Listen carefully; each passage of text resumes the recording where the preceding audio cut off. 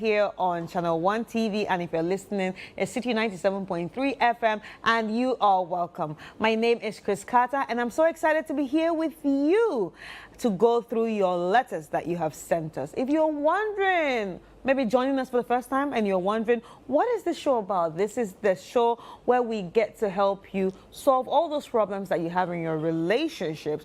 We might not be able to solve everything as per experts, but we'll be able to share our thoughts and give you some directions on how to navigate those problems. Because I do this with the sisters, and you are going to be meeting the sisters real soon. So let's take a quick break, and we will get to meet the sisters.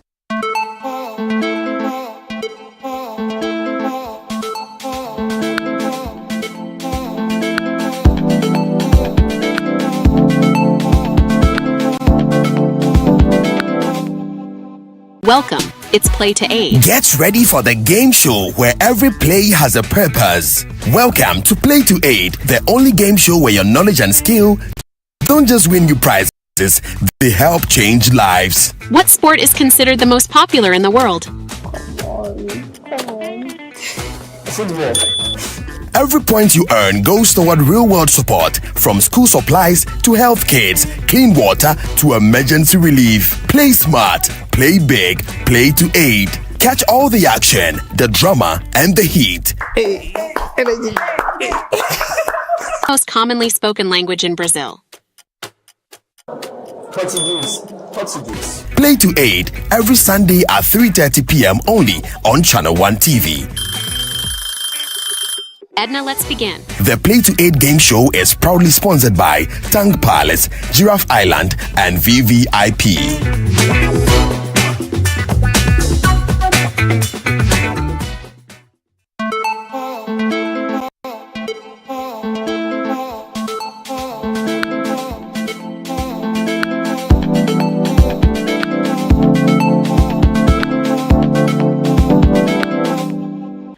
Welcome back. It's still Sister right here on Channel 1 TV, and if you're listening, it's 97.3 FM. Like I told you before we went on the break, that I will be introducing the sisters. Drum roll. Thank you. Ladies and gentlemen, the sisters. Rosie. Hi, Chris. Sicho and Dr. Ethel. Hi. How is everybody doing? Fantastic. Nice. It's good to have you here again. Good to be here. Yeah. Did you enjoy it last week? I did. You did? I did. I think there were interesting stories. Yeah. And it was lovely to hear my sisters fire all those, You know? It was awesome. And we also equally enjoyed her. Yes, darling. What's going on with you? Nothing much, just life and exciting adventures. Rosie, you assist. Rosie, what's up? I'm interested in the adventures. Okay, we're all interested in the life adventures, you know. Yeah. Oh my God. I want to have a few. All right. Seems like there's some inside jokes happening, but yeah. We'll keep you updated in case anything happens.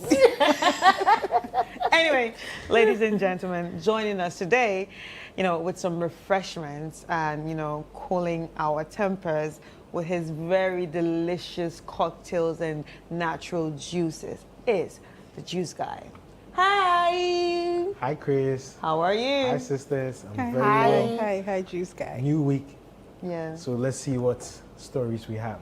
Yes, I like the fact that you say let's see what stories we have, because we're going to be asking you some questions real soon. Today we'll try to pick your thoughts, and I hope it doesn't put you in trouble. Especially if some special person is exactly, especially if some special person is watching you right now. Anyway, we'll be expecting your drinks real soon, and let's just get straight into the letters of the day. Ladies, are you ready? Yeah. All right. So here we go. Dear sisters, I've been following your show for some time, and I truly appreciate the insightful and thoughtful advice you share on the various topics you discuss. I'm reaching out today with a personal concern, and I'm hoping you can offer some guidance. Here's my situation. I'm in a relationship with my fiancé, and while I love him deeply, there's one issue that's starting to weigh heavily on me. His extreme jealousy. At first, I thought it was a sign of him caring about me, maybe even a little protective. However, as time goes on, his jealousy has started to feel more controlling and suffocating. He gets upset when I spend time with my friends. He questions my every interaction with other men, and he often accuses me of things without reasons. At first, I didn't think much of it. I chalked it up to love. But lately, I've started to wonder, is his jealousy a sign of love, or is it more of a sign of insecurity? Is it something I should overlook because he loves me, or should I be concerned that there are deeper issues at play? I've tried talking to him about how it makes me feel, but he just brushed it off, saying I should understand that he's just protective because he loves me. But I'm beginning to feel trapped and unsure about what to do. I want to be with him, but I don't know if this is a healthy dynamic. I would truly appreciate your advice. Is there a way to help him with his jealousy, or is this something I should reconsider? How can I help him see that love is built on trust and not control? Thank you very much for your time, and I look forward to hearing your thoughts. Your wisdom means a lot to me. The 3 wise sisters. I just added that, by the way. Okay. It's lovely to hear. All right, Suja, I'm going to be starting with you today. Today I'm going to approach this quite differently from what probably my sisters would be expecting me to approach it from. Right. I find these relationships to be one of those things where there are things we can all handle in life, and there are other things some people cannot handle. And personally, I've always found jealousy to be one of those things where it could be born out of, in my opinion, 3 main things. 1 is insecurity. 2 is lack of trust for the person that you are with. And then 3, based off of past experiences in his life, he would have then probably built a certain boundary around his thoughts about certain things, or his heart, and therefore it creates this sense of jealousy when he's dealing with his partner. And for a person that has had an experience where it's caused me to be slightly territorial, for lack of a better word, when dealing with my partners, I can understand where he's coming from. And personally, it's not a deal breaker, especially if he's doing everything else in the relationship properly, as a gentleman should do, and he's treating you right on every other level. Because jealousy can also reflect in a man who is quite narcissistic in nature. However, jealousy is just one trait of a narcissistic person. So if he's not exhibiting all the other traits of somebody who is narcissistic, and it's just the jealousy which is the element, because that's what you've written to us, it's not a deal breaker for me. And I feel even if it's something for you to worry about, you can consider therapy. You can consider having someone else that he respects in his life talk to him. And especially for men, we all will attest to the fact that when a man, let's say for example now he marries you and settles down, they tend to now calm down a bit to certain things, like you spending time, because then it's like they've gotten what they want, so now they don't mind you, like, you know, spending more time with your friends, because they also probably want to spend time with their football, their friends and other things. If he's a loving and genuine and trustworthy person, and all those other important elements of being with a great partner is taken on the box, and the only thing is the jealousy, I think it's something that can be worked on, in my humble opinion. It doesn't really change anything for me. If it matters to you that much, by all means get therapy, but I don't think you should at this point start considering whether to be with him or not, if you love him. Okay. Yeah. Rosie. Hi, Chris. Hi, Rosie. So for me, even God says he's a jealous God.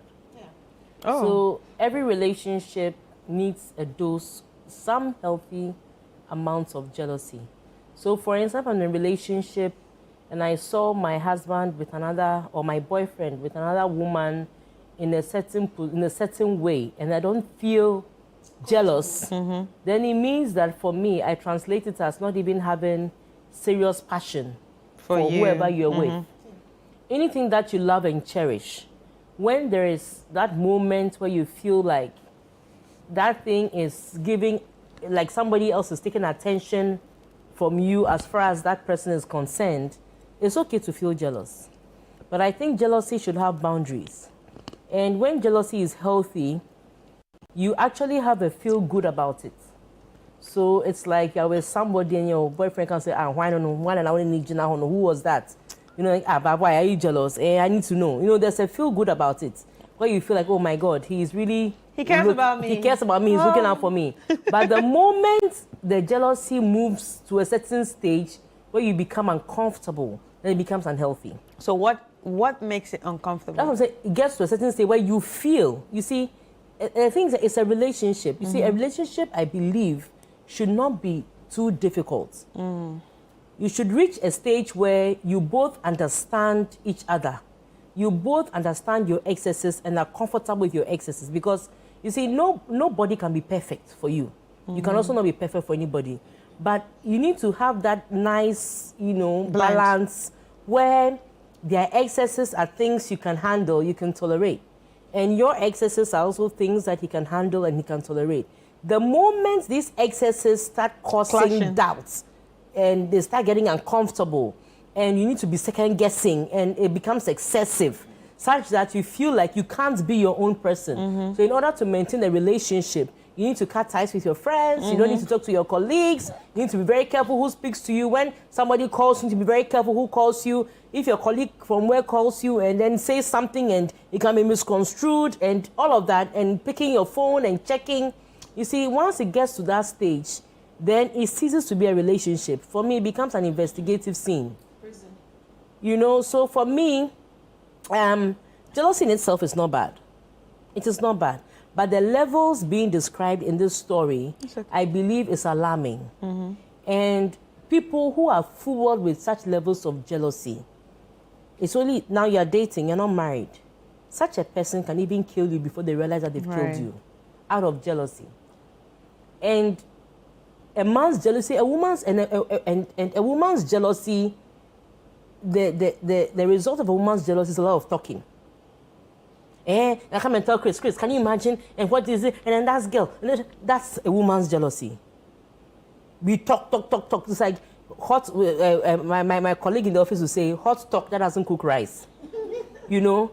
But when it comes to men, their jealousy is intense. It's from a deep-rooted place. It's like something that they cherish, that they hold dear, has been taken away from them, and they feel they need to retaliate, they need to revenge. And sometimes if they can't deal with the object who is attempting to mess with their thing, they now deal with you, who is allowing that person to come and interfere with what they hold dear. And I think that is a psychological issue. It is sickening. It's sickening. So for me personally, if I were knowing the kind of person I am, I'm a very bubbly character. I love people. I love to engage people, both sexes. Like my background was very male-dominated. I'm a science student, played basketball, does sports, do all of these things. Ride bikes. I ride bikes. I'm always around guys. So if you're that kind of a person that you can't handle me with other guys, for me personally, this will not be a relationship for me. But for somebody else who is probably receiving money, care, attention, and they feel like, Charlie, this is what is most important for me, and they don't mind giving up all their friendships, all their relationships with one man, it's fine. But the day that he also says he doesn't, they realize they don't have friends. You don't have anybody around you. So for me, I think it's not, it's not appealing to me. I will get out. Right. And now to add to what you actually said, it reminded me of a relationship that I was in one time. And this guy was so jealous. Like you said, if they can't do anything about it, if it's somebody else around you, they can't do anything about it, it's going to come to you. Yes. This guy was so mad at me. Guys, you're not going to believe it. This guy was so mad and furious at me for a man looking at me.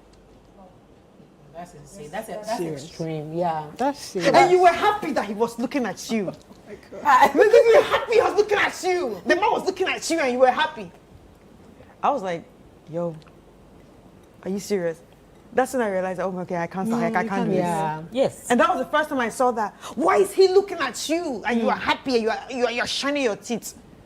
I'm like, it's like, I was confused. Okay, Yeah, you will. I was Yeah, so so that confused. to that extent, I think I that's, was so confused. that's wild. because Yeah. because And people a like joke that- is as funny as the person receiving it. No, but it was not a Exactly. joke. But that's what I'm saying. Yeah. A joke is as funny. So for us, you didn't see it as a joke, It's not and a you joke. saw it as, Yeah. you're uncomfortable with Was it. For it? He me, was fuming. He was turning red. He was a dark person, but he was turning red. But interestingly, I don't find that to be love, because if you love someone, you are actually the one willing to show them off. And when other people are appreciating their beauty or whatever qualities they have, you are so proud that you know. But once a man is not doing that, then it's not love. Then I wouldn't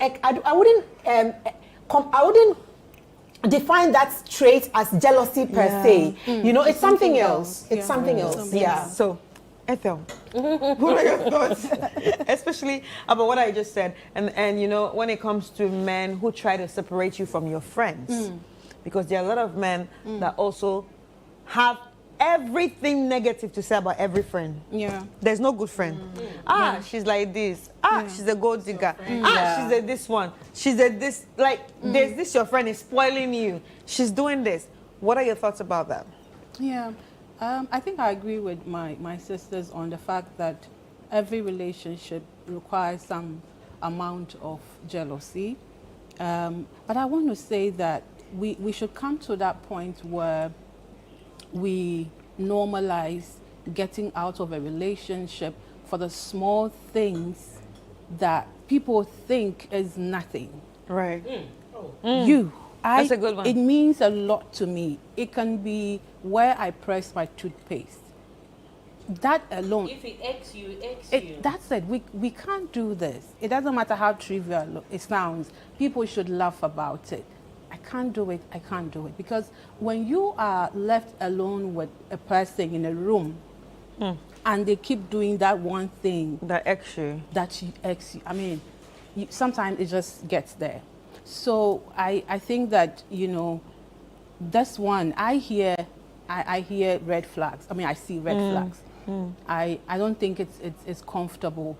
I wanted to call it obsession, but I'm doubting, because I feel a lot more evil, you know, in this, because she finally uses the word evil.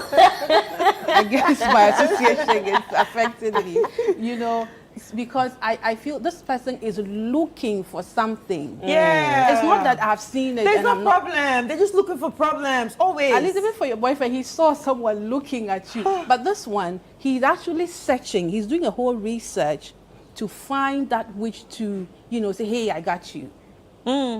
But there's nothing there.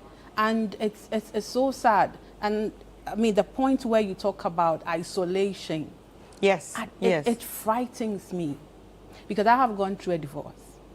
And to think that, you know, there were times, I now look back and I'm like, this person, there were times, don't go, why are you calling your parents? That's not necessary. My family. My family. And for me, I come from a family that we knit together. And so We're attached. yes, and I'm like, no, I can't do this. And it took me to get out before I could even see that this is what this was doing to me. And it scared me to feel that if I had gotten to that point where he succeeded in really isolating me, what would I have done? Because it was only, that was what saved me, my family. And that's how narcissists That's behave. what Yes. They They isolate you from everybody. and then now, and yeah. they- and then attack. And it's so dangerous, because then you have nothing. You don't have friends. You don't have the family that would have soothed you, Protected that would you, say, yeah. it's okay. And so we need to be that sensitive to that point where, look, I feel like this is it's small, but no, I need to get out of here. So I think my sister is seeing right, is getting to the excesses this person doesn't love her that much. It's not love. It's something else. It's not really obsession. Is, you know, you love so much that you just want it all to you. Yeah. Translated into showing off and Yeah. you know, but this is like, you know, It's something I don't know. and I just like want to mine. hurt you. It's like what I went through. And you know what? On hindsight, not directly related to this topic, but you see, especially with women, the friends that you have before, like the true friends and family that you have before you get married, as much as possible, still keep in touch with them. Yeah. Because Very sometimes important. a lot of people after the marriage, and sometimes I dare say, some of the counselors have a part to play in this. They do. Where they let you feel like because you're getting married, you should only get yoked with only the married people. Don't hang out with the single friends that you have and blah, blah, blah. But the thing is that They will those destroy friendships, you. that's what keeps you sane. When you're at home and you are mad at your man and you feel like taking something to hit him in a second, it is is your that friends all. that you call who will bring you back to sanity. Sanity. It doesn't mean you have to tell your friends what's going on in your home, but that is your space of Solace. Solace. Yeah. You understand? And once a man starts wanting to dissociate you from your friends, It's a red flag. it's a red flag. And you So know- I want yeah. to just tell ladies that, look, listen, it's beautiful to form a friendship with your husband. It's beautiful to have your husband be your best friend. Yes. It's beautiful to have your husband be your 5 and 6. But you see, before your husband met you, There was somebody You had else. a you life. had a life Yeah. and you had a group of people that you call friends. I'm not saying that you should leave your husband at home and go and spend time with your friends, but make sure that you're still in touch with them. When they are getting married, make sure you are there. When they are having babies, make sure you are there. When your other friends are visiting each other, make sure you are part of it. Find Don't time. always be giving excuses. Find time and pick up a phone and call your friends. Find time and go on lunch dates with your friends. If once in a while you want to have a weekend sleepover with your friends, find time and do that. Because listen, the moment a man successfully separates you from your friends, and the thing is that people who love you so much, when you manage to separate yourself from them in that manner, they remember the hurt and pain. Yeah. When Yeah. you need them the most and you want to fall back at them, most of them, 60-70% of them, would tell themselves that, look, listen, when you were getting married, you thought you didn't need Yeah. me. Yeah. So Yeah. why are you coming to me now? yes. These And days- then that's when you start feeling all alone, and that's when you start feeling like, okay, they are the best thing that you have. Because what happens is that they blow the hot air and then they cool you with some cool air. Then you keep oscillating. You're in this bubble, and then until you get up one day and then you don't even know who you are. Yeah. So I think that, lady, I don't know that you are still in touch with your friends, but whatever this guy does, make sure that you don't lose friendship with your friends. Because that is your safe place. Yeah. And if you're not comfortable with it, when it gets to a point where you are ached and you can't sleep and you are thinking and Like you are how she's stressed feeling right and you are now. growing a Yes. pimple because of this, and because of this, you have to sit down and write an email to sister. sister. Oh. It means that you need to exit. Yeah. And please, don't... Look, I bet you, if this guy proposes to her today, all these thoughts will change. Oh God, please. And it will sit, pray it will that sit doesn't back for another one month, and then to rear its head We again. cast it away So in my the name dear, of Jesus. before it gets to that point where he'll lure you with, oh, let's get married, I beg, oh, Mrekuchakuno, just exit. Thank you. One important point I want to add to what Rosie has just said is the fact that a lot of us women too, once you start dating someone and you start to like them because you feel they like you and you start to fall in love with them, we tend to think, let me speak bad about my friends or let me tell them everything my friends have told me. And this God is what forbid. sometimes creates that Friction. thing of the man saying, I don't like this, your friend. Yeah. She's a bad influence. I hate it with a passion when people fall in love with men who show up in your life and will leave your life after a few months or years and tell them things about friends they've known for so long. For me, I always say, once someone comes into your life and they don't like me, the onus is lying on you to make sure they do. And if they don't, it's your problem. Yeah. You are the problem. All right. You're the problem. We'll take a quick break and we'll be right back.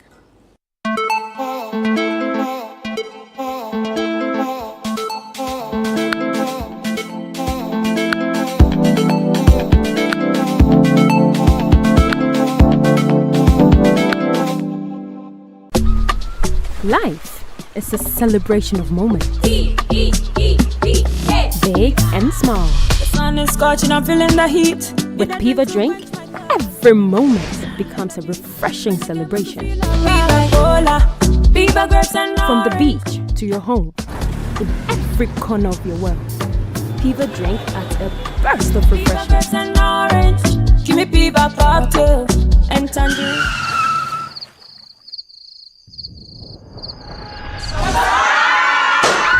Celebrate every moment with Piva Drink. Refreshment for every occasion. Piva Drink, a taste you will love. P for Piva. This advert is FDA approved.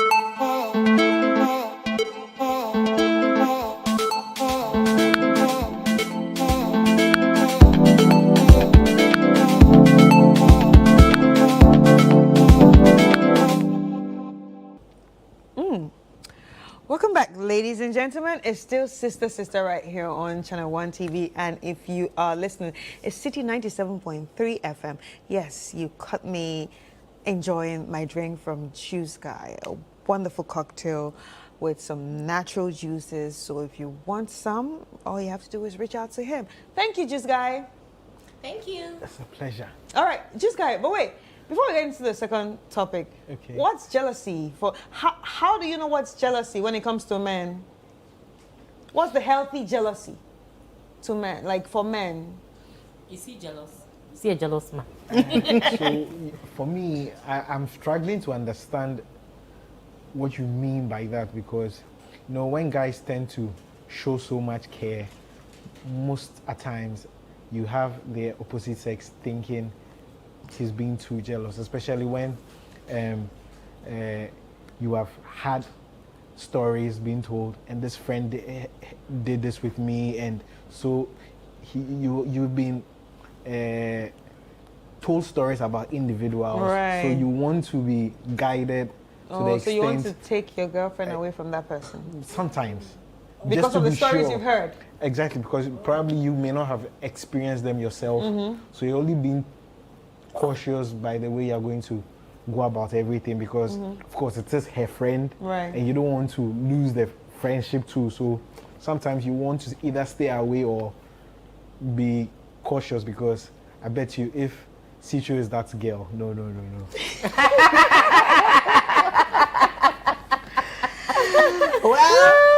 He's saying we should stay. Okay, like he's going to protect his girl, like if Sicho was the girl's friend. But at the end of the day, Sicho actually said something right. As a woman, be careful the things you say to a new man that you just Yeah. met, especially about your friend. Even your husband. Because you understand, because there are some men out there that make it a duty to separate you from your friends and isolate you from everyone else. And that's a very easy way, especially when you start running your mouth. That's a very easy way. And they know how to use your information against you Yeah. when the time is right. Yes. Most of the times our experiences also, all of us, our experiences Shape us, inform us yeah. and shape our decisions. So it will not be out of place if a guy is telling you, hey, stay away or take a second look at this person, he might have experienced something similar. So sometimes I just want to, I think in that scenario, a clear or communication in its essence would help. Yes. Because if that is your intention and you let me know, it's a good one. Yeah. I know this. And if your lady is that reasonable, she would understand that it's coming from a good place. I think what we are worried about is where it's unhealthy and it's becoming A something that you are not comfortable with. Right. And so if you have that good intention, communicate it. Okay. Yeah. And we'll Yeah. be fine. so when it continues, then it becomes the jealousy. Well, yeah. The see. ugly jealousy. The ugly one. Anyway, let's get straight into the second letter. Good evening, sisters. Please, I need your humble advice. I'm married with 2 kids and my husband is tormenting my life. This man has been abusing me physically. Oh, God, not again. Emotionally and mentally. Since I got married to my husband, I have never cheated on him. But he has been accusing me of things I have no knowledge about. He will search my phone. If he doesn't find anything suspicious, he will request for my call log, my mobile money transfer messages, and even if someone calls me, he will be eavesdropping just to find out who I'm talking to and what I am saying. If I go to work and talk to someone, he'll say I'm dating the person.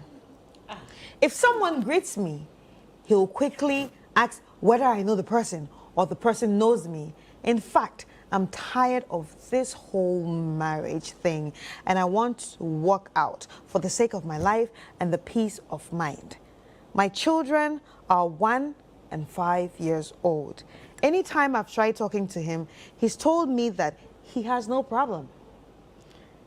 That he has no problem. Please advise me.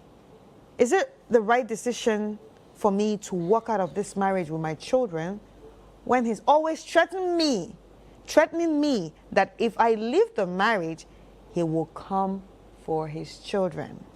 Sisters, what should I do? I don't want to lose my children, but I am tired of this marriage. I'm tired of the marriage too. I'm not even inside, but I'm tired. You can't lose your children. Mercy, No, tell us why. you will not. You know, I stand to be corrected, but per the legal laws, unless, of course, you are not capable of taking care of the children, you have a mental situation, or probably you have a criminal record or something of the sort, when it comes to divorce or separation and the children are 1 and 5, hardly would they give the children to the man. And from your submission, I can tell that you're working, because you spoke about going to work and your colleagues, and then you're of sound mind. So there's no way You can let your children. they can take the children away from you. If anything at all, you would get custody of the children, and then he would have to be made to be paying child support, or maybe have visitation rights and all of that. But he can't take the children away from you. That's one. Hallelujah. So I think that shouldn't be a burden for you. So yeah, like this story is. That's what I needed to hear from me. It's an upgrade of what we read earlier. Yeah, a scary And one. my only problem is that your first child is 5. How did the one come about? You see, Wait a bit. no, I'm just saying that. No. She means like you've seen all these things Yeah, I see happening. all these things. After You see, 5 years, and you still had another you one. see, will shock you. there's one, like maybe the guy went and cheated on you, and you go and talk about it, and maybe you want to make up. But you see, this one is a continuous excessive abuse. Yes. You can't talk to anybody. You can't go to work in peace. You can't do this in peace. And there's physical. This is the first time I've heard that they'll say, bring your phone, let me check your Momo transactions. Because he wants to know who is sending you money and who you are sending. This is new to me. Yeah. This is new to me. It means that, Charlie, the guy is, and I'm like, so you had one, no problem. Maybe the mind was fresh, no problem. 4 years of this and another one came. Yeah, added another one. That's what I'm asking. How did the one come? You see, While enduring all this torment. yeah, you see, there are some traits, you see, when you start hearing it and you have one child, and especially we women, we decide whether we want to get pregnant or not. Let me be frank. Listen, Yeah. we decide Yeah, whether I want to get my pregnant body is or my not. body. My body is my body. So when you see some of these things, don't compound it by having multiple. Extra. So that when you are going, you now have to have 2, 3, 4, 5, 6 to deal with. So I'm just saying that I don't know how the second one came about, but the second one has come. A child is a gift from God. People are looking for it, they can't find. So I'm happy you have a beautiful 1-year-old. But my dear, this is excessive. And until you're able to control it to some extent, your mental health is very important. And what happens is that when your mental health is not in the right place, you project it onto the very children you think you are protecting. So a time is going to come, your child is going to do something, and you snap at the child, shout at the child for no reason, beat the child for no reason. Sometimes you may even lock the door and don't want to see your children for no reason, because your child is a reminder of all the abuse that you are going through, and is an outlet of your frustration, because your child cannot do what your husband is doing to you. So you let out your frustration and everything on the child. So you wouldn't want it to get there. I think that it's difficult because you are married, but it's not impossible To leave. to separate. And there's no way he can take those children away from you. There is no way. If you have the financial means, get a place of your own, even if it's a 1-bedroom apartment. Bounce, yeah. get lawyers involved, and then get your children, and then go and stay in a one-bedroom place. Get separated. If it becomes necessary to get a restraining order, Do it.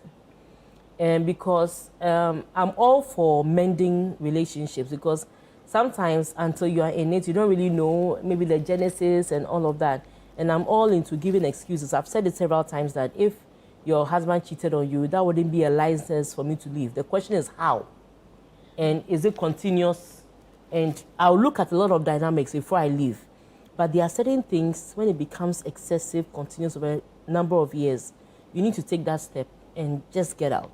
Right. Just plan your exit Right. and get out for your own sanity and for the sanity of the children. Right. So, Yeah. Dr. Otel, what are your thoughts? Yeah, I'll take it just from where she left off.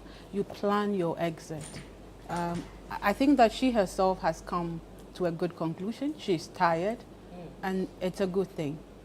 Get tired, and you are in your right space of in your head to be tired. And so your next step, I think your worry is that the kids, and she has given you a great answer. You won't, but you have to plan it. If he gets ahead of you, because these kind of people can create scenarios that can paint that picture that you are an irresponsible mother. It would shock you. They can do stuff. So plan, talk to the right people, get the right, be in the right space. And you can't start that fight from where you are. So yes, get to have your own place, because it's possible that one that she's doubting or wondering how it came about could be him with all of that pressure. We've heard about somebody raping their loved ones. So all sort of things can happen if you stay in that place. So get out and get a good lawyer, and be well grounded, be prepared for financial responsibilities. Yes. Yeah. And I bet you your life will be so much better. You have no idea the good things that are waiting for you it's always the fear of leaving what I'm used to. And that little comfort that you think you're used to, a lot of people are afraid of leaving. Yeah. A lot of people are afraid of starting all over again. Yes. A lot of people are leaving a 3-bedroom to a 1-bedroom to start all over again. Yeah. Even though there's abuse in it. So, I think a lot of us women are living in that fear. Yeah. Of what society will think. Oh, I was a married woman. Now she's a divorcee. Oh, she's going to be on the streets. And you know how divorcee is like the woman is just a bad woman. Yes. When they hear divorcee, you are a bad woman. It's always the woman. Nobody wants to hear what happened to you. You're supposed to endure. You were made to endure pain, And people say, why are we, it's like women these days are rushing out of marriage, and we are advising them too. It's because the scales are getting off our eyes. Yes, we are getting wiser. We are loving ourselves more. We are listening to wonderful ladies like this, and we are knowing that we are better off. We can do more when we are loved, and we are beginning to recognize what love is as against what love is not. Right. Because men for a long time have wrapped all sorts of things in to control the narrative and make it look, oh, I love her. I'm doing, how he's given the excuse. I'm doing all of this. I don't have a problem. I'm doing all of this because I love you and I'm trying to protect you. But we are getting wiser, and I am happy about that. I'm only sad that from last week, it appears all the stories have had to lead us to say, leave there. Wow. It's a bit. Sometimes you can actually mend, but there are certain cases where mending it's not an option. No. Yeah. So Sisha has so much wrapped up in her stomach. I can feel it boiling. Oh, not quite. I'm particularly happy about the fact that she's working from thank the you, letter. Lord. As a sister, it's one of those things that matter to me a lot. And I think there is a statistic we all never, or we rarely look at. Some people end up forever damaged through physical abuse. Yes. Some people end up in the mental hospitals through physical and emotional abuse. It's not all about even death. You can be living and you just be dead inside. You just give up on everything. You just tell yourself, you know what, this is it. I'm living in this. And your life truly amounts to nothing because of the kind of person you end up settling with. And what pains me is a lot of us women do not consider all these other things. But most people, once we start talking about this, look at, oh yeah, you can die. But there is more to everything else that can happen if you don't die, apart from actually dying. Autoimmune diseases. Exactly. There's so much. Mental the scope diseases, is so huge. like so many things. And so, you know, one of the things I regret most in my life is there was a whole phase where I condoned abuse to the point where I am in a phase now where something as minute as you verbally insulting me or saying something that is derogatory to my being is such a trigger point. It's not even funny. Like, I will break up with you. I can walk if out. you tell me my teeth is too small, we are done. Is that bad? And Please, can I have a look at your teeth? They are too small. She will break up with Yeah. I understand what you're saying. Yeah. And my hope and prayer is a lot of us women evolve to the point where it does not have to get as bad before you get out. Because sometimes by the time you eventually get out, your mental and psychological well-being is so damaged, you will need 10 more years to get out of that, to come to level playing field, to now actually work with something. And that's the part that hurts more than anything else. When you are now finally damaged, and you now have to work your way from ground, from and down yourself, you know, to now be something worthy of. Complete. Yes, Healing you will never be the same. Yeah. I always say, once you condone abuse to a certain level, you never come out of it the same. The way you treat other people, the way you see life and the world, it's bad. And so, please, madam, once I heard the verbal abuse, everything else was like, it was like there were tentacles. Run. Run. We cannot emphasize this enough, that the damages are dire to your being. Please run. Once a man tries to abuse you, no matter how loving and caring he is, it damages the kids even if they are not touched. It damages the kids even if they are not touched in the entire process of kids and seeing such things at home. It's not a safe ground. If you love your kids, get out. If you love your life, get out. If you have any self-respect and self-worth left, use that little one and the job you have to rent a place and get out.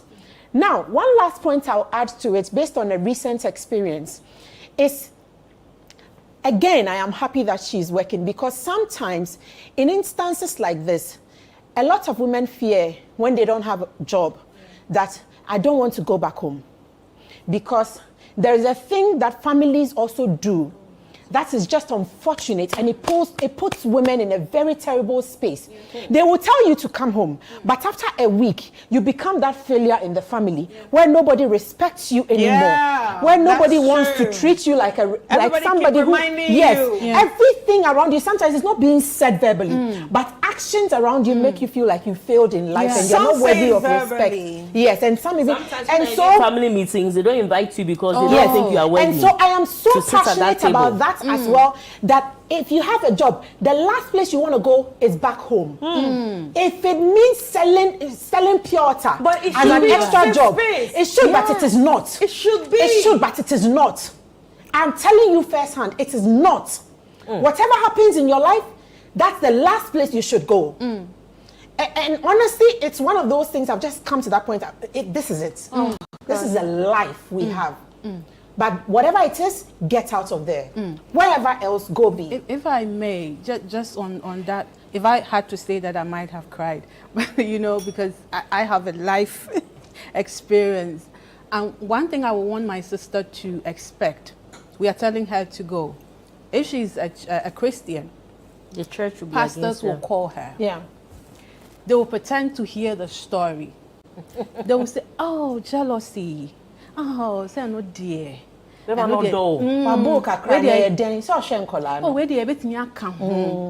My sister, listen. and say thank you and cut that call and never pick their calls again. And so you have saved yourself. It's quite. I have had yeah. to tell pastors, I say, hello, you know what? This thing that you talk about hurts me. Can we not talk about this ever again? It's my life. So let's leave it here. Some elders, they will call you. The family members, they will call you. Please, no matter how you love them, they will tell you that because of your position in church and in community, and you know you are a mentor and the young ones are looking up to you, please be selfish. At this point, all you need is to be selfish and plan and run. All right.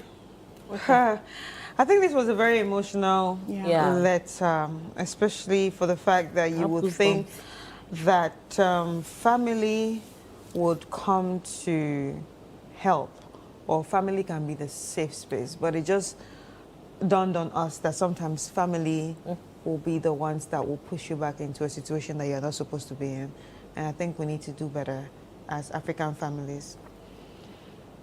Anyway, ladies, thank you so much Thank you. Thank you, Chris. for this letter and joining us.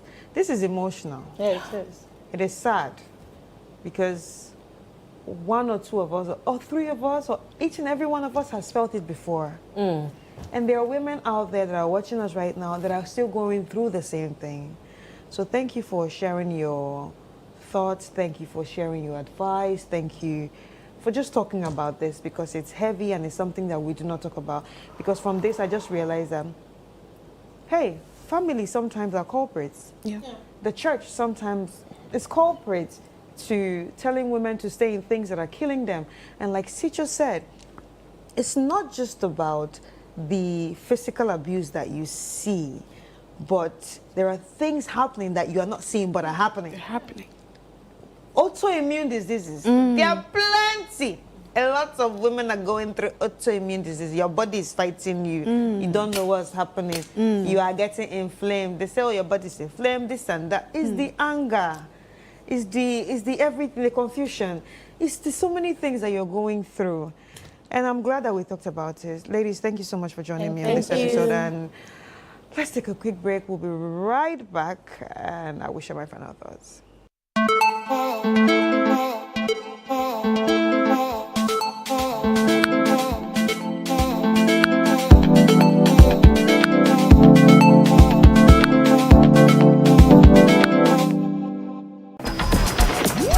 Emma, what are you watching? Only the best thing ever.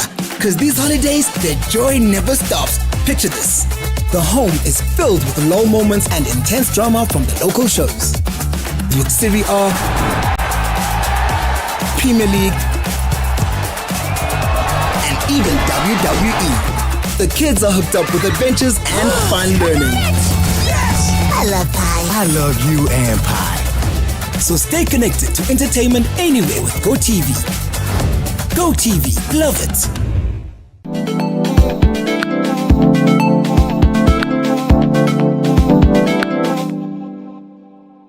Hello, everyone. Thank you so much for joining us on this episode of Sister Sister, right here on Channel One TV. And if you're listening to City 97.3 FM, but it's quite unfortunate that we have come to the end of the show. But before we wrap up the show, I would like to share my final thoughts on the letters that you have sent. By the way, thank you so much for in your letters. It seems like all the letters today is wrapped around jealousy.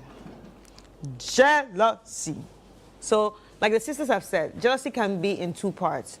Healthy jealousy and unhealthy jealousy. And unhealthy jealousy is toxic jealousy. I would say, like Rosie said, once you begin to feel that you are uncomfortable with how this person is making you feel when they get jealous, or you are beginning to walk on eggshells, my sister, my brother, run. Because I'll say my sister, my brother, even though it's a sister that sent this letter, I'll say my brother too, because we've seen women that are also crazy. We've seen women that can break bottle on your head just because you spoke to the other girl. You understand? Once we begin to see that, see, carry your slippers like this, just they go. they go back to your mama house. Because no, seriously, jealousy can actually cause you to lose your life. We don't say these things, but jealousy can cause you to lose your life. A lot of people have lost their life because that jealous person just hit them. Small hitting, they always call it just small hitting, I hit you. She just died, or he just died. Because of small bottle I broke on your head because you spoke to one girl, you just died. Like jealousy, when it's extreme and you do not feel comfortable about it, the only thing I can say is just leave. If nothing can be done about it, especially this lady says she's talked about it, but it's still not changing. Sis, if your heart is telling you leave, the sisters are behind you. No, I told you in the beginning, like, leave, just leave. And now the second part, that is, when I was reading the whole letter, when I was reading the whole thing, I was tired. My tired was tired with the woman's tired. She said, I'm tired. I was tired. Like, I'm tired for you. I'm not even in a relationship.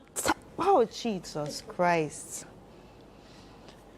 I'm tired. Just leave that relationship. And like I said, your letter has opened another door that we do not talk about.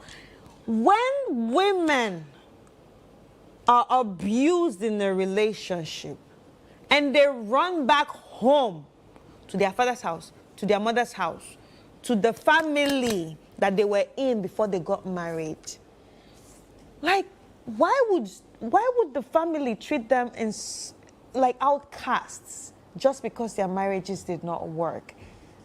We don't talk about this a lot, but this message actually have opened this Pandora box.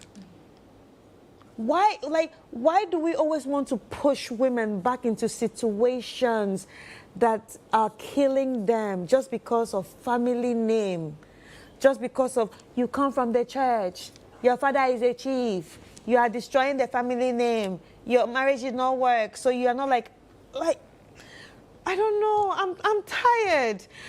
Like, this whole story made me tired. I'm tired, honestly. To the woman that sent it, my heart goes out to you. I'm sorry. But like Sicho said, I'm glad that you are working. And Rosie actually made me happy. Like, because from a layman's point of view, I was thinking, oh yes, okay, can the man actually do something about the children? Can he take the children? But it's good to know that no, he cannot take the children. He cannot take the children from you. So yes, you've gotten the assurance that he cannot take the children from you. And a lot of men use these children, I will take the children from you, I'll take the children, as a tool to let you stay. If you leave the children, can they take care of the child? Can they really take care of the child? Let's be real. They can't. The highest they'll do is, okay, I'll take them to my mother. I'll take them to my sisters. And the mothers and the sisters will say, hey, bring the child. You people too, your story is for another day. But yeah. I'm glad that the man can't take the children from you. And if you're in this situation and you are working, please save yourself, because a lot of women are dying every day. Like I said, April is Sexual Abuse Awareness Month, and it's good to create this awareness that a lot of women and girls are dying from situations like this, just because we do not talk about it. And I'm glad you brought in your letter. Thank you so much for contributing to the Sexual Abuse Awareness Month with your letter. Thank you so much for trusting us to read it too. And thank you so much for letting us share it to the world, to know that, okay, what's going on and how we can actually find help for each other. Thank you. My name is Chris Carter, and this has been Sister Sister on Channel 1 TV and City 97.3 FM. That's if you're listening. See you next week. Bye-bye.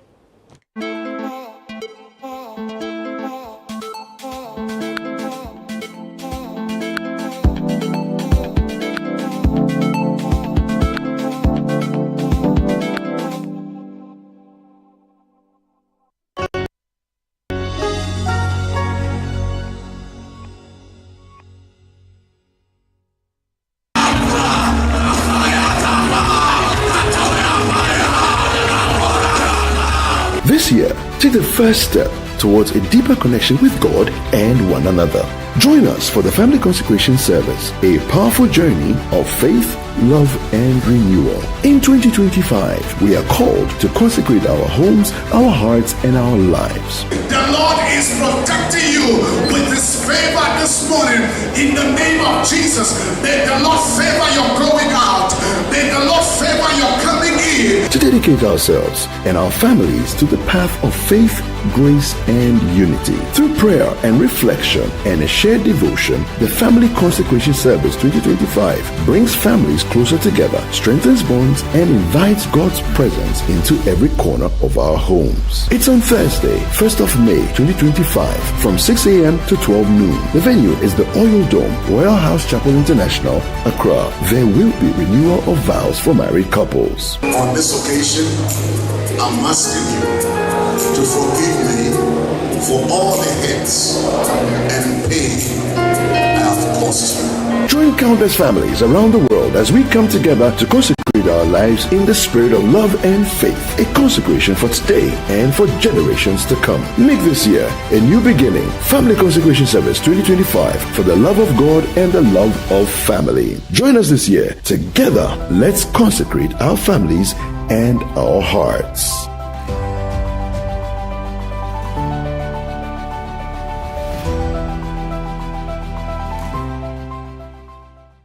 Welcome. It's Play to Aid. Get ready for the game show where every play has a purpose. Welcome to Play to Aid, the only game show where your knowledge and skill don't just win you prizes, they help change lives. What sport is considered the most popular in the world? Football. Every point you earn goes toward real-world support, from school supplies to health kits, clean water to emergency relief. Play smart, play big, play to aid. Catch all the action, the drama, and the heat. Most commonly spoken language in Brazil. Portuguese. Play to Aid every Sunday at 3:30 p.m. only on Channel 1 TV. Edna, let's begin. The Play to Aid game show is proudly sponsored by Tang Palace, Giraffe Island, and VVIP.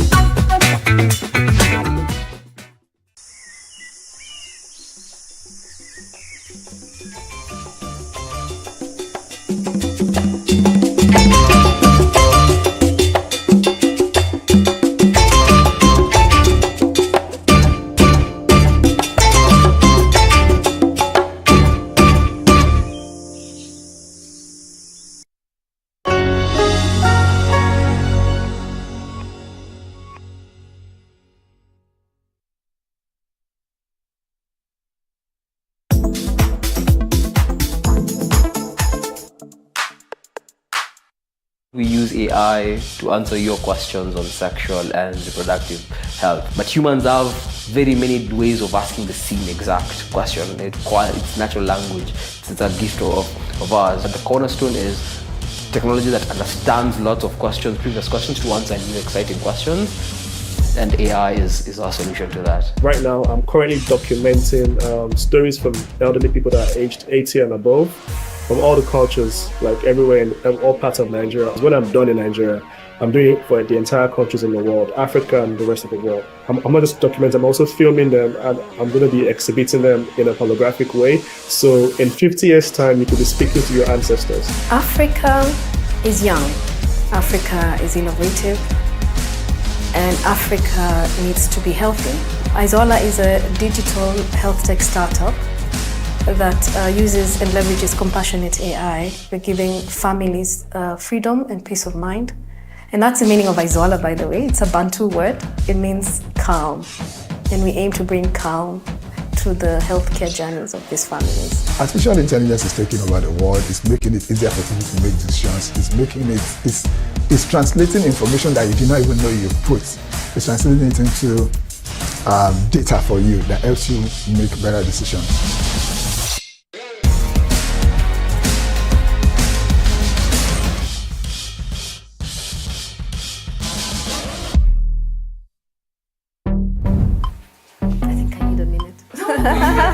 I need to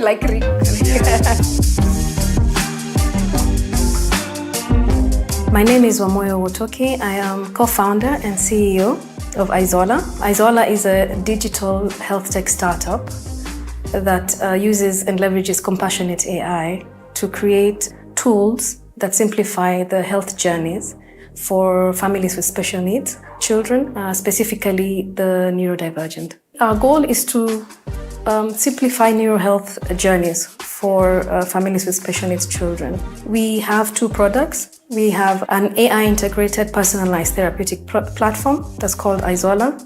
And on this platform, the families can access qualified and vetted therapists.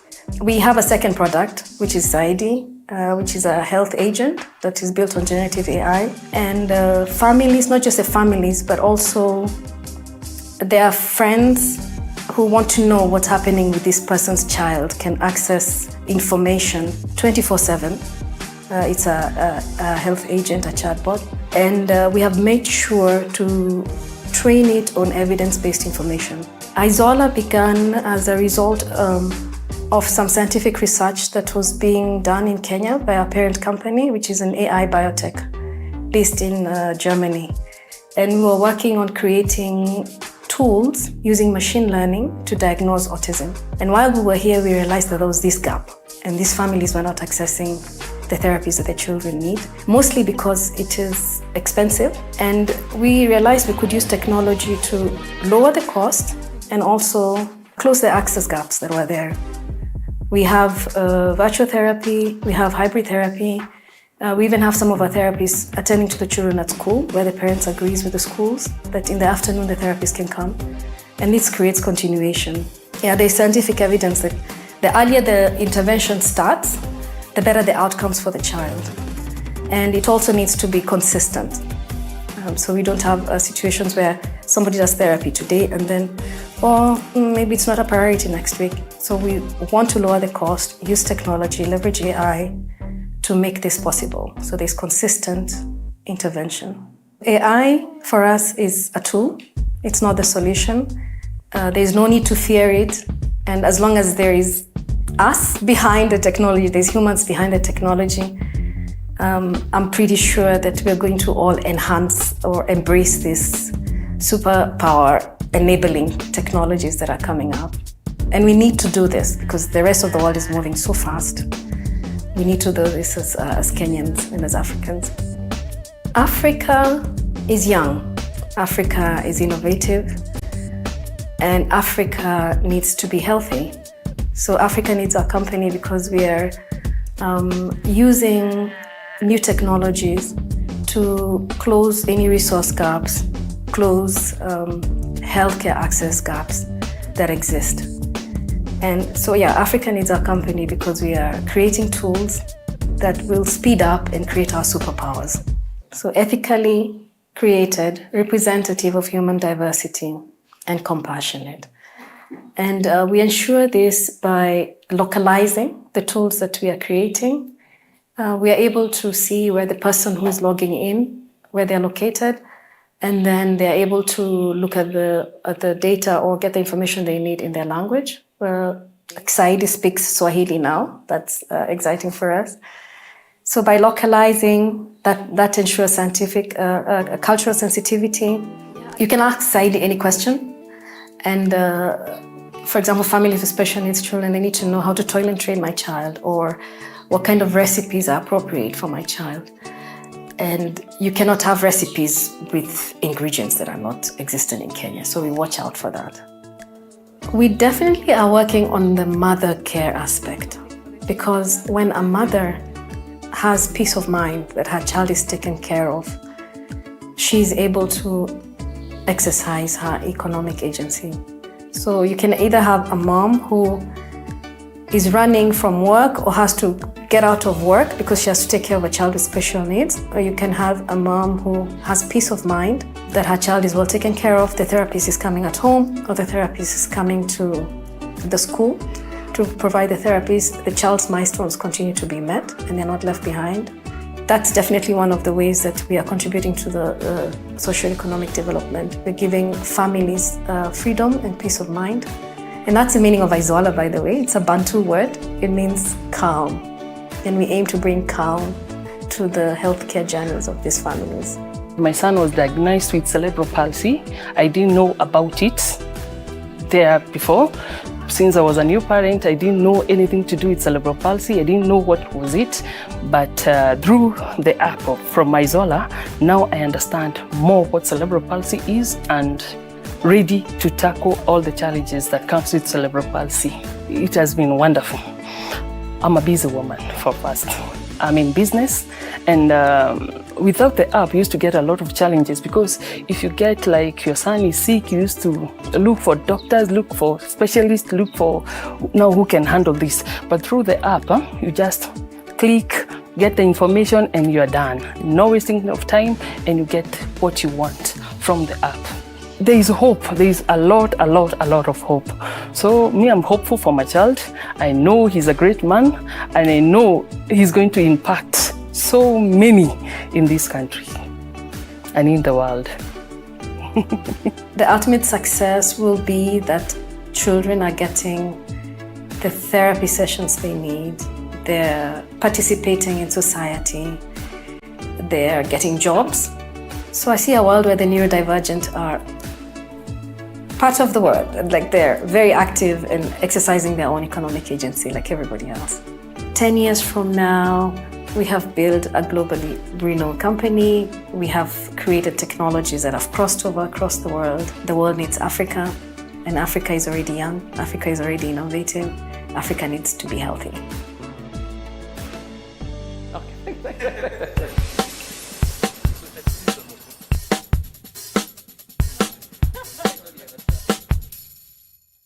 Yeah, I'm Ivan Amukasa from SophiBot, and at SophiBot we use AI to answer your questions on sexual and reproductive health. Because this side of the world it's awkward and hard to talk about sexual health, we created AI you can ask questions and get answers to. You learn soon enough it's not a problem unique to Africa. We are the fast starting point, but then all around the world, no matter how free and how liberal the society is, sexual health is still a sensitive topic. People really need a private and anonymous way to get this information. It's probably one of the few things that unite us all as a continent, and that's sexual reproductive health and rights. And in some cases, legislation and lobbying from other parts of the world affect us and affect other parts of the world. So having the right information across the board is the best way to move forward.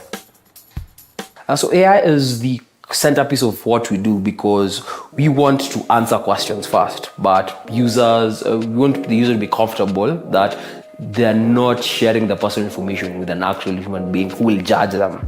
So avoid judgment, we automate it and answer your question.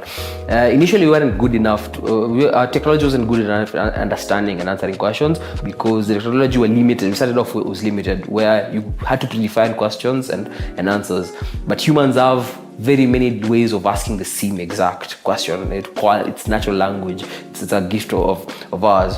So if we use AI, we can learn the different ways. You can learn 6 different ways a user asks the same question, and then the AI can now answer the same exact question asked 100 and 150 times a way. So the AI learning from previous questions and synthesizing that to answer new unexpected question is the cornerstone of entire models. We had been tempted previously when the technology wasn't there to tone down the technology to a menu based, or press 1 to answer questions on STI, press 2 to answer questions on contraceptives, but it wasn't as impactful. The cornerstone is technology that understands lots of previous questions to answer new exciting questions, and AI is our solution to that. In 2017, we used to tell people we are the Siri for sexual health. Now we tell people, you know ChatGPT? Yes, so ChatGPT, the teen ChatGPT, we have that of our own, and it answers your questions on sexual health.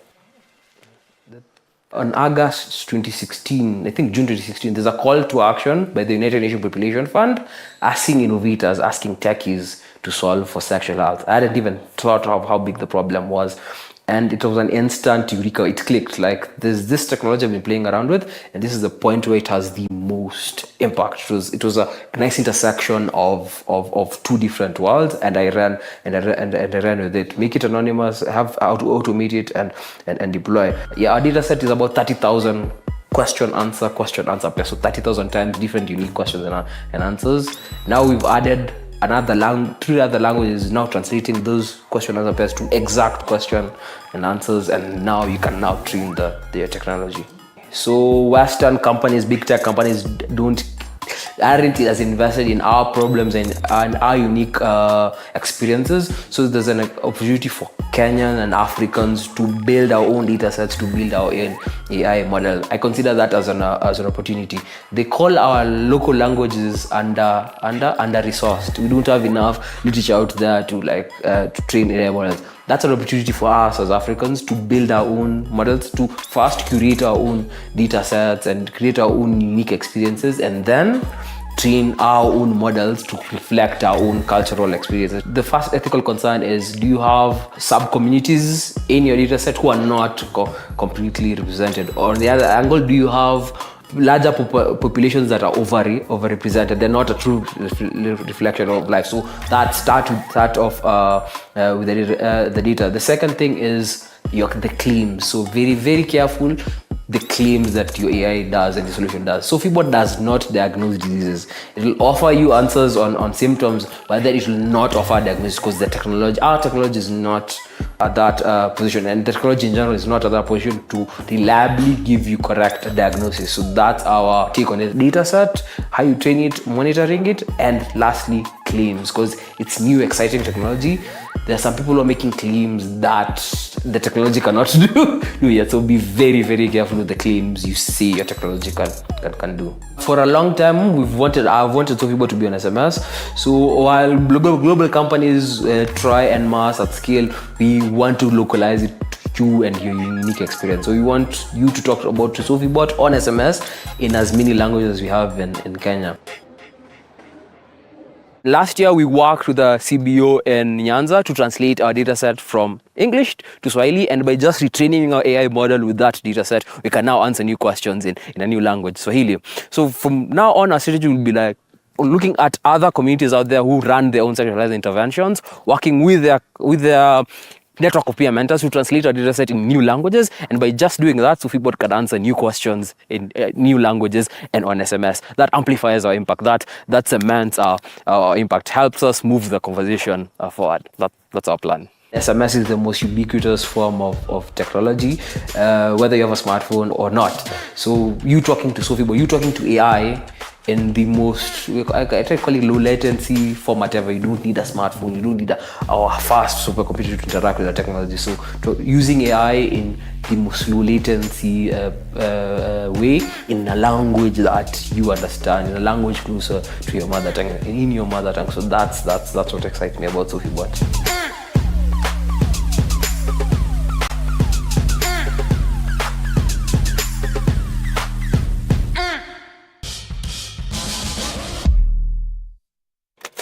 Hi. Let's go there. I will take that.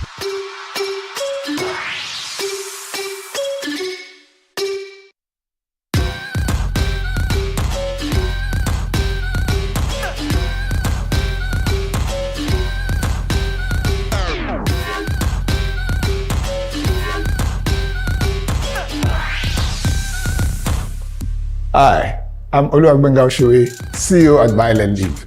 BioLenLive is an AI-powered PropTech that ensures that all players in the ecosystem can make faster and safer transactions. We do this leveraging the power of technology and artificial intelligence to ensure that you can have the right information for you to make your decisions in the fastest time possible.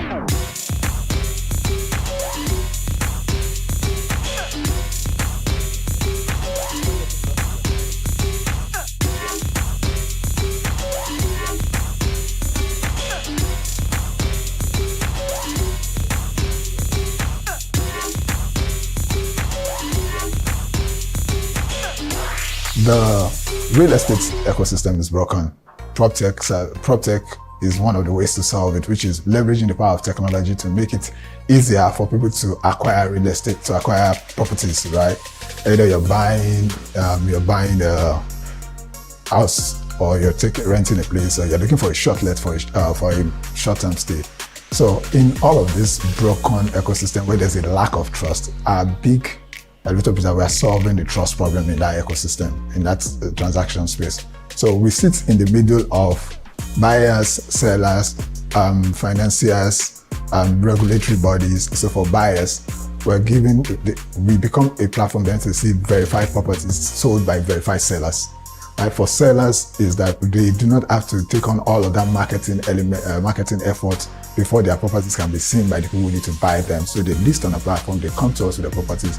We provide media services, we provide lead generation services, and a couple other things to make sure that their properties can be seen by the people who need to buy them. For regulatory bodies, in the course of doing all of this, of serving buyers and sellers, we get access to important data that shows how are people transacting, and this data can become things that feed information either for what kind of properties to be built, and even for developers, right? So in where we sit, even for